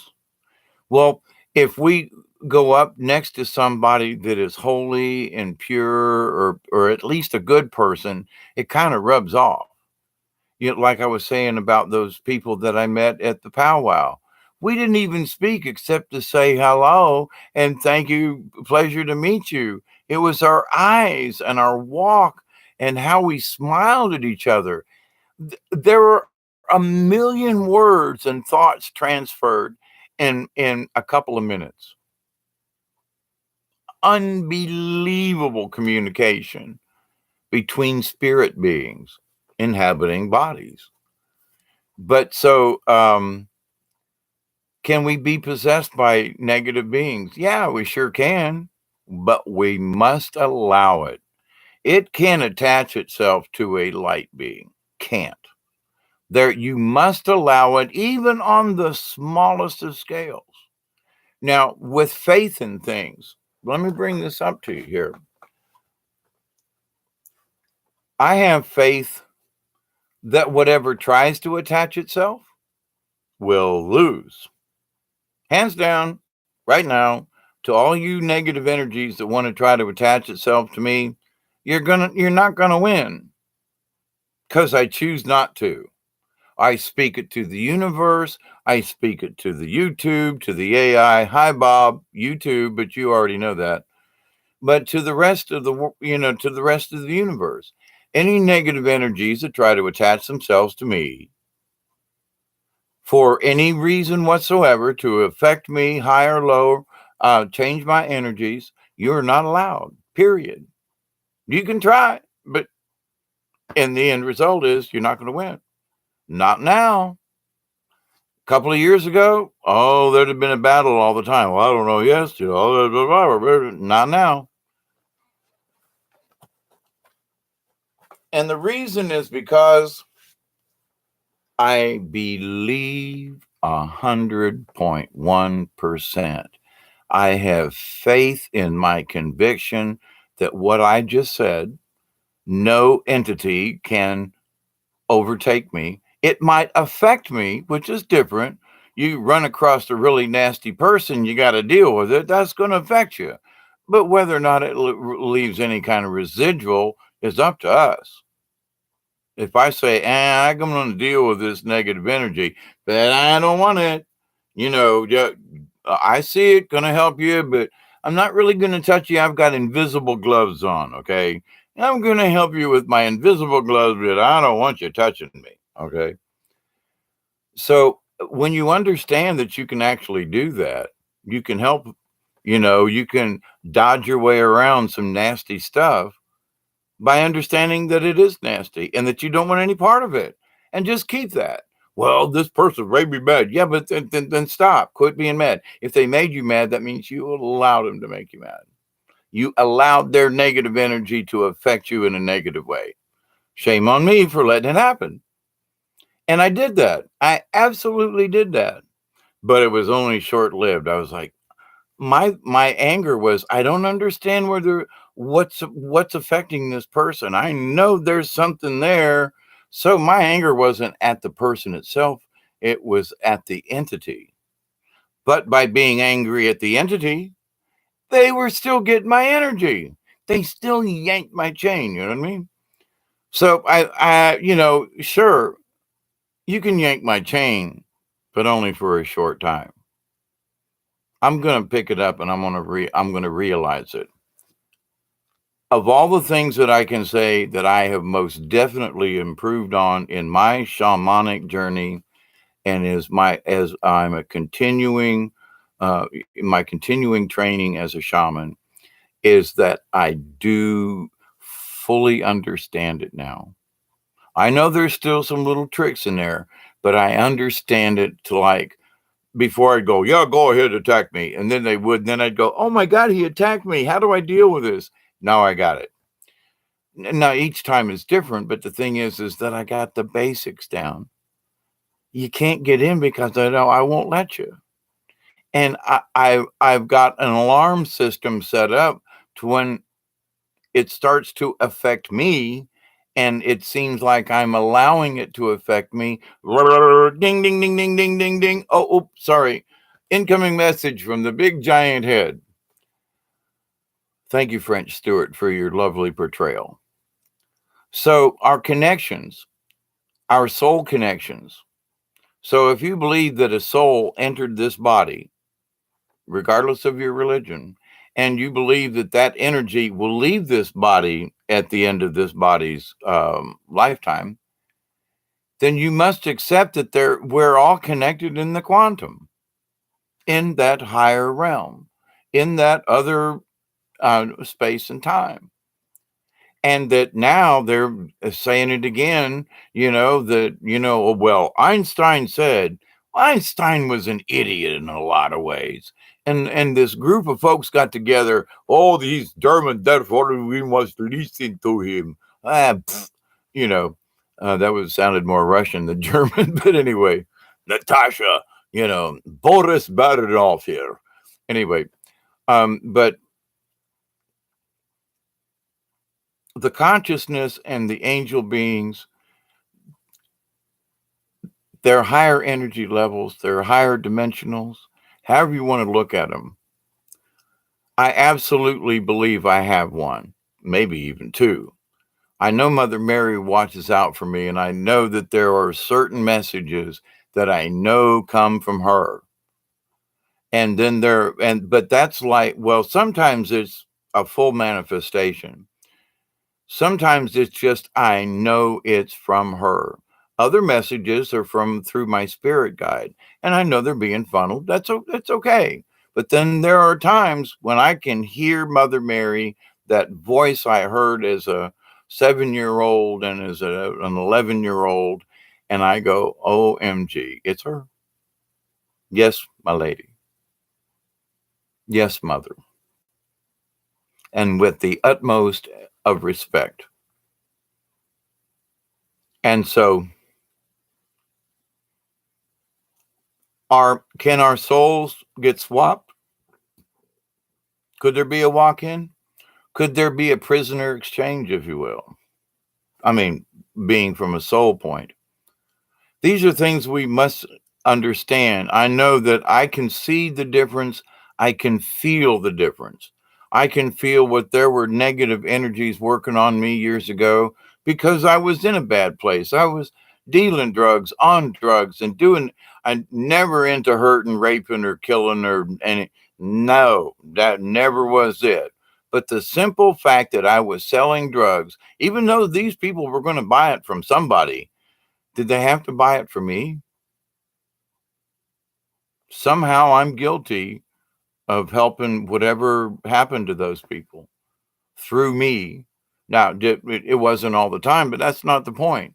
If I only dealt just a little bit here and there, not the point. I was still providing them with a negative. So I'm trying to support my own habit, which is negative. Keep the cocaine coming, keep the amphetamines coming, okie dokie. So keep my brain fried. Let me pass what I've got being my brain fried because somebody else wants the same thing. So I'm passing along that negative through this drug connection. Now I don't consider smoking weed anywhere near what the types of things that I was involved with before. And I look back on it and go, but we all wanted it. That's true. But did I have to be the one involved in passing it along to someone else? The answer is no. And I shouldn't have been. Now, I can't go back and go tell all these people, I'm sorry I sold you those drugs. They were going to get them from somewhere. But to the point, though, from my own spiritual learning, did it have to be me? Well, I got to say, in some instances, at least I knew what I was getting was good stuff and I didn't kill anybody, at least not to my knowledge, or nobody committed suicide on my watch. Still doesn't make it right. You know what I mean? So now I'm talking about drugs in that sense because it's a physical thing we pass on between each other. But what about our anger? Same thing. What about our love? Our love for each other, our humanity for each other, our compassion. Does compassion rub off? I say, yeah, but that also has to be accepted and fed. If someone shows you um, compassion, sometimes, well, I don't want to be pitied. Well, but it could be showing you compassion and you accept it as pity. Well, that person, I don't want to. So I don't want a pity party. Yeah, well, but then you're sitting there wallowing and stewing in your own crap. But then when somebody tries to step in, you go, well, that person, I don't want to feel. They're trying to pity me. Oh, shut up. Maybe that is what you need. Maybe you're too prideful to accept that there's some other energy out there that may be trying to help you. That may be that, the story of the guy on the flood. The truck goes by and says, come on, water's coming. God's going to save me. Boat comes by. God's going to save me. Helicopter comes by. God's going to save me. And an hour later, he's dead and drowned. St. Peter says, well, God, I thought God was going to save me. And St. Peter says, yeah, he sent you a car, a boat, and a helicopter. You didn't take any of them. You didn't accept what the good Lord gave you. And I continue to say, Creator gives us things all the time. But can you see them? And will you accept them?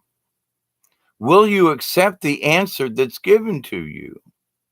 I know there are people out there who go, well, that's not what I expected. Exactly. Maybe you're expecting too much. Maybe the answer is 3 words. Maybe the answer is a paragraph in a book. Maybe the answer is on a billboard. Maybe the answer is in a cloud that you see. Maybe the answer is in your children or your grandchildren or however you want to look at it. But the thing is, it might be staring at you right in the face. Ask your soul. Ask your guardian angel. Ask your spirit guide. Should I be paying attention to this? Yes. Or nope, that's just frivolous stuff. Just interesting, but you know, and there's an old Chinese proverb, and I don't remember exactly how it goes, but basically, wise men say, "He who take problem and eat it like supper, if wake up with indigestion, is bad as food." Meaning, if you got a problem and your solution to it, you eat it, you swallow it, you put it in here, it turns out to be your gut feeling. If you think you got some kind of deal and in your gut says, I don't know about this, then maybe that's wrong. Maybe you should follow your gut feeling. Maybe that's your spirit angel guide trying to warn you through your gut. So we get all kinds of warnings. Creator's always showing us stuff. It's always out there in the quantum. Einstein and them, they're bringing it back up again. That Neil deGrasse Tyson might. Somebody should chew his ear off. I'm Mike Tyson chewed an ear off. Anyway, I don't really mean that. That was a bad joke, very bad. But that they're spreading it, but time. The past, the present, and the future. Well, it all exists at the same time. Well, but it doesn't, and yes, and it don't. More confusion, more truth without backup fact, more other things going on. Scratch your heads and go, huh? Don, I want to check and see if you think I've missed something from our conversation. Please bring it up because you had some really good points. And I want to make sure Spirit has code from the Great Spirit. That's one of the things I wanted to bring up.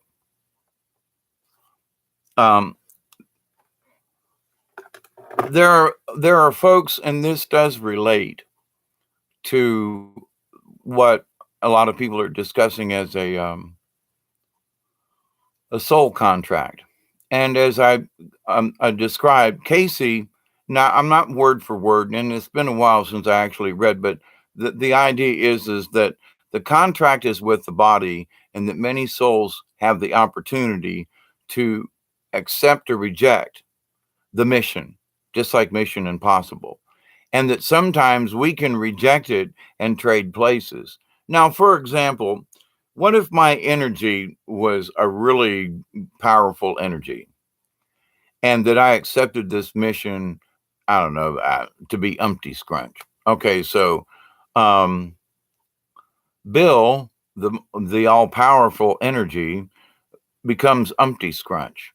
But during Bill's avatar soul living thingy as Umpty Scrunch, the message comes from the creator and says, we really need Bill's talents in another dimension, in another body, in another area, in another universe.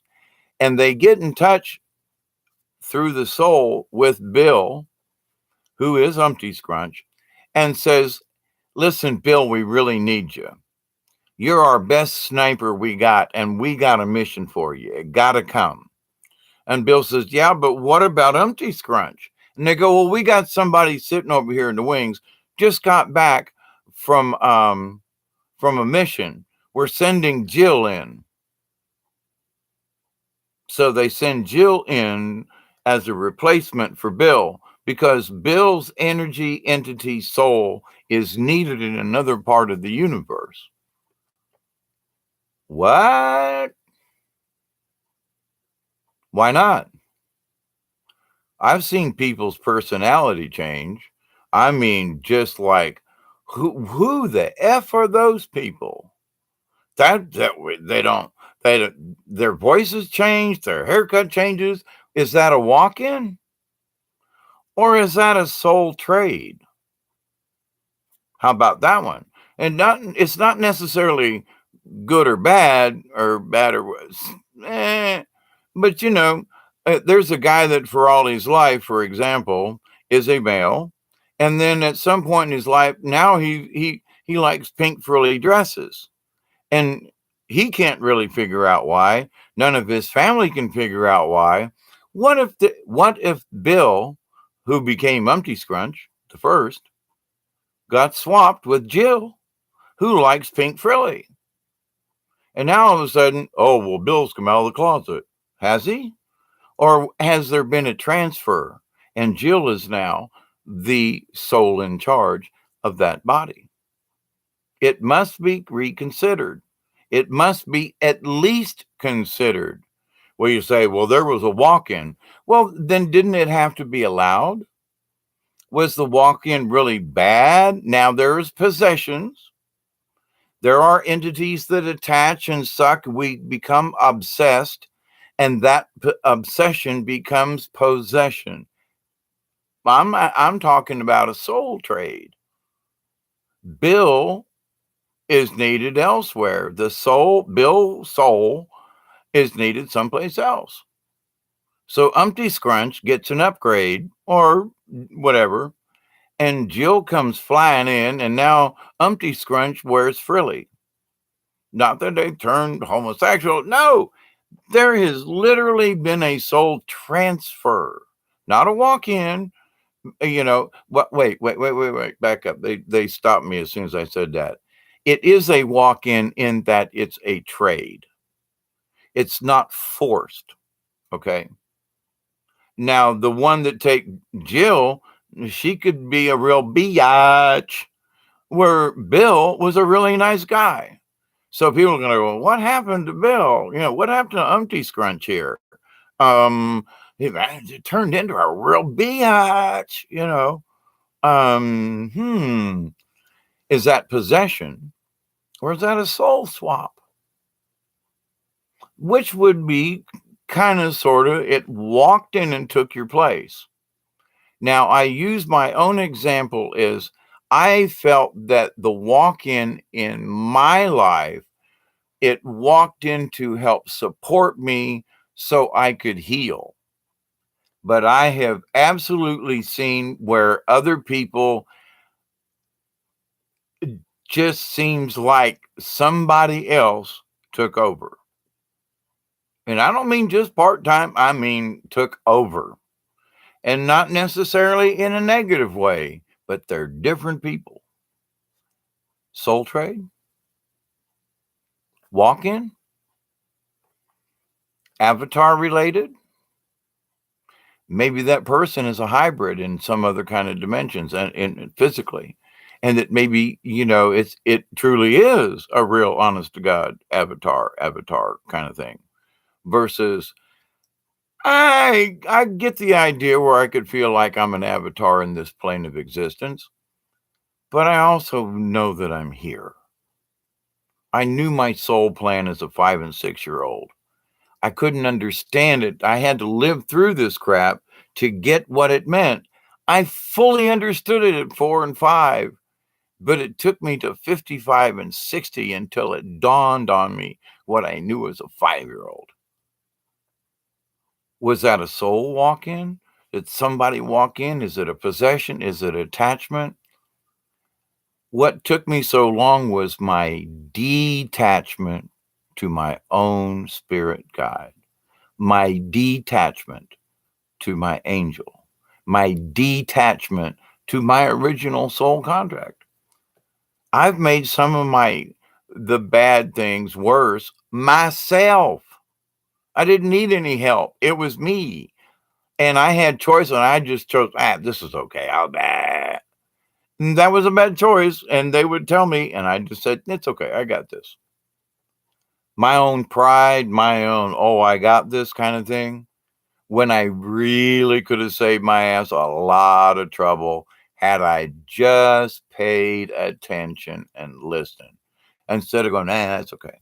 I got this. Yeah, yeah. Talk to the hand, maybe, Not trying to be evil or nothing, but those dumb mistakes ended up having some crappy stuff attached to me that it literally took me years in some cases to get shed of. And so my free choice, the more I listen, the more I pay. And it's not like I better pay attention. I better pay attention. I better pay attention. And it's not that at all. If anything, it's that I'm always in attention, not at attention. In other words, I'm not always standing like waiting. Yes, sir. Yes, sir. Yes, sir. Yes, ma'am. Yes, sir. Yes, ma'am. Nope. But I am always in attendance in that I'm listening. You got something? Just give me that little tap on the shoulder. Give me the little, hey, Hawkeye, here we go. We got one for you. Well, okay. And it's always there. I'm kind of asking on my quiet side over here. Is there anything else that they want me to cover with y'all? Understand that there are some cosmic differences. And speaking about the cosmic code from the Great Spirit, right? In discussing about predetermination. Now, for example, I knew as 4 or 5 years old, because my family told me this, that I was going to be a hermit. Now, how I got here at this point, being a hermit and so forth, how I got here was up to me. Now, I tried my best all along the way to deviate from the path, and every time I deviated too far, I got my ever-loving tail whooped. Strayed too far, one way or the other, and doesn't necessarily mean good or bad. It's just wandered off the path that I'm supposed to be on. Now, Donna and I were talking about this, and in that I was understanding that our predetermination, our daily lives, our every single moment is up to us. We have the free will to choose. Well, work really sucks. Well, then don't go in tomorrow. Well, but I got to go in tomorrow. I got this. Well, then shut up. Well, I hate that commute. Then find another job. Well, I don't like this. Then don't. Well, but we always make excuses as to why we need that job or why, well, I'll just go ahead and drive it back and forth. Well, I'll just go ahead and put up with it. I did the same thing. I used to drive an hour each way back and forth to work. So 2 hours of my day was spent on the highway every single day, and sometimes twice on Saturdays, as they say. So, but I had the choices like, yeah, I really wanted the money. And at the time, I didn't have anything else to do. It was a good job. Didn't want to lose it. Stayed longer than a lot of other people. Was glad I did. Learned respect from my peers and so forth. Learned a lot of stuff. And that's still working to this day about people and about energies and about so forth. But now to the point, though, of my becoming a hermit, it has been my choice all along. Even though that code was set, meaning the code for this spiritual journey in this body of David Null this was the basic outline. And now how I got to this point, entirely up to me. But at one point or another, now I could be one evil SOB and still end up being a hermit. That part of the conversation was not discussed as a 4 or 5-year-old. I was just going to be a hermit and live in the woods. I don't conjure or try to kill things.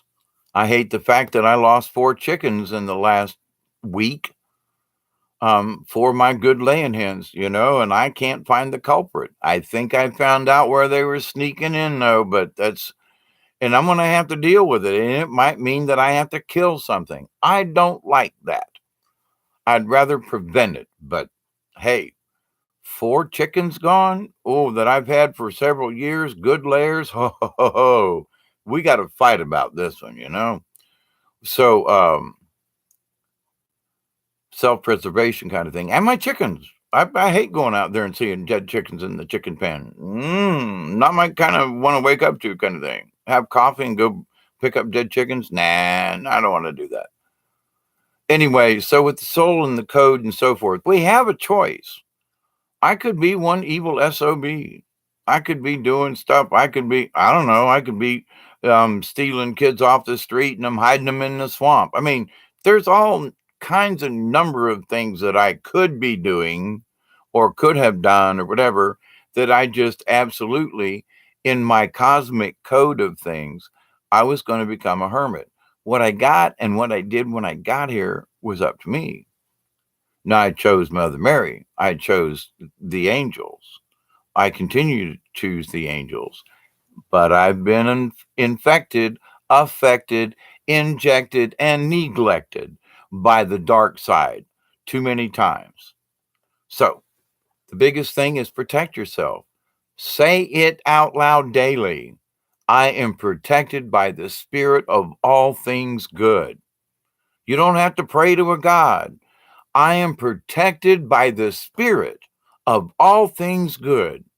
That's a simple prayer. I am protected by all good spiritual beings. I am protected by all things spiritual that are good. I am protected. And I refuse to accept negative energies in any way, shape, or form. There's a lot of stuff flying around in here tonight that just isn't in here physically. Just saw something go, wait, wrong shoulder. Oh, yeah. But so anyway, we need to understand these things. There are differences. One can lead to another. But when people say that one is the same as the next is the same as the next thing, I got to raise my hand to be the grown up in the room and say, I'm sorry, but there are differences. There are full-fledged possessions without a doubt. Without a doubt. There are full-fledged attachments that are nasty, that people have got something stuck to them. But does that mean that they're possessed by it? No. They're possessed by the attachment, but only when it triggers, only when certain things trigger that attachment. Not the same as a possession. Understand, these subtle differences can help you, your friends, and others out of situations. Why? Because when you understand that there are minute things that are different, they're all connected in that it's all part of the universal code. Now, does that mean that I have to follow everything? Is every single step in my life predetermined? No. Because I can choose to end this video at any time, close the lid, and say thank you very much. And thank you, Bob, and thank you to the AI. We have a choice to be a part of this matrix, the artificial matrix, or as we already are, we are already a part of the galactic code, of the cosmic code. We are already in that cosmic energy because we exist. We're already there because I'm breathing and talking to you. I'm using the artificial digital part with Bob and the help of his friends in the AI industry there to bring this to you. But by doing so with this device, I'm making a choice in the digital matrix. I still have a choice in the cosmic matrix, but it's a lot different. So I hope that this has been somewhat enlightening, that I've poked a couple things in your head.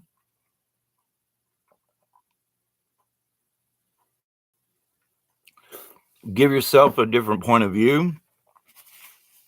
People who are locked into everything as a walk-in or a possession or a something, it does happen. Consider soul swaps. Consider that walk-ins are trades. Consider that there are other reasons. Consider that a person might not have wanted this thing to attach itself, and it did. So before we go, well, that person just turned evil, maybe you should help them out.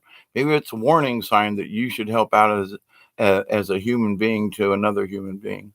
So let me see, Dawn, how did I do?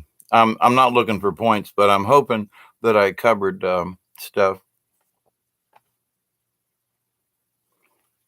Yes, love is a powerful communicator, transfer of consciousness. Deborah says she woke in a life pod on craft and realized where I was, got back into the pod to be here. I heard a voice, not her, say, I am the deceiver, a powerful male voice, not hers. So there are things in this universe that affect us. We can choose to accept or reject. Great. Please save chat when, please wait.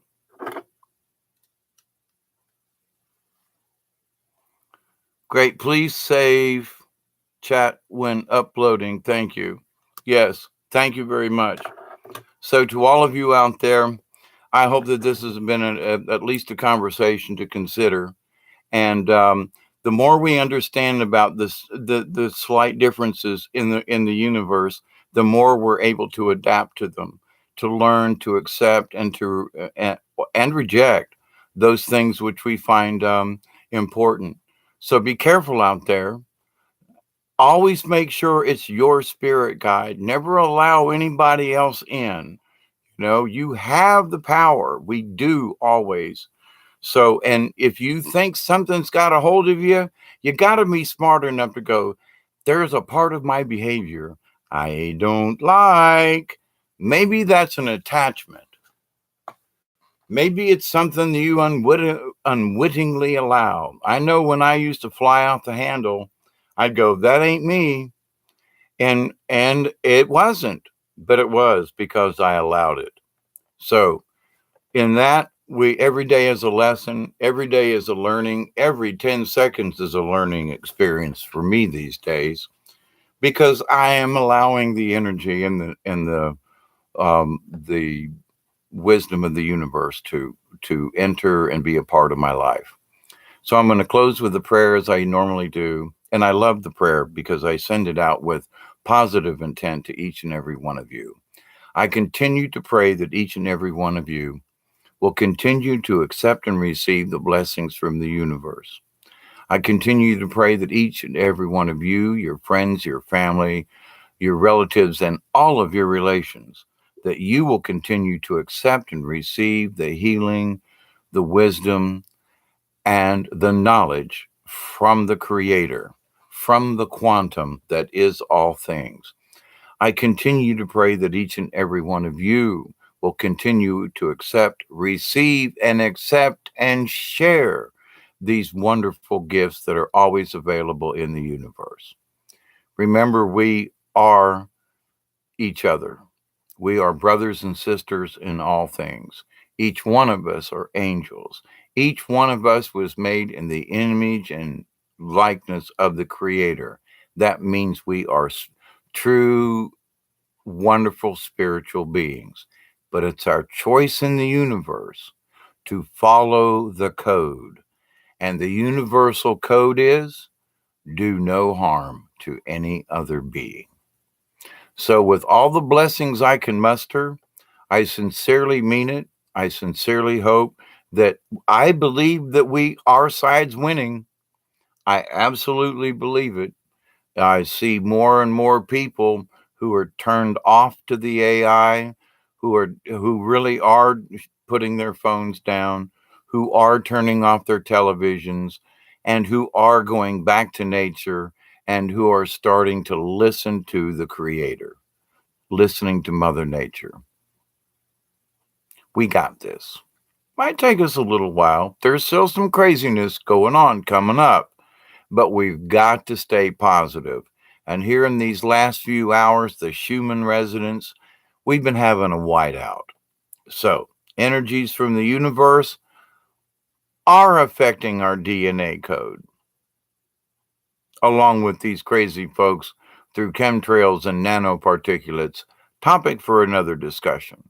But my friends, stay safe, stay calm, continue to be compassionate, continue to find ways to share the good energy and accept and receive from the universe. So, blessings. Thank you, Melanie, Breaking Dawn.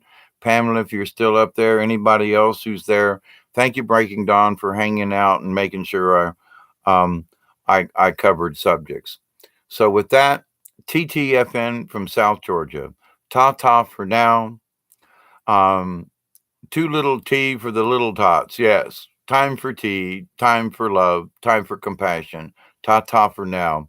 Much love. Thank you. And until next time, be safe out there, please. Keep it between the ditches.